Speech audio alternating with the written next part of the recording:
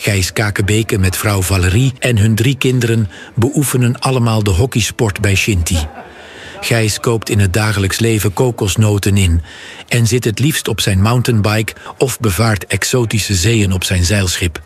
Als hoofdaccommodatie voelt Gijs zich kapitein van Shinty. Er gaat geen dag voorbij of Gijs buigt zich over installatie, onderhoud, vergunningen en dagelijkse klusjes om het voor iedereen bij Shinty naar de zin te maken. Gijs kan moeilijk nee zeggen. Gijs komt handen tekort en zou graag ouders welkom heten om mee te varen op zijn schone reis. Amai.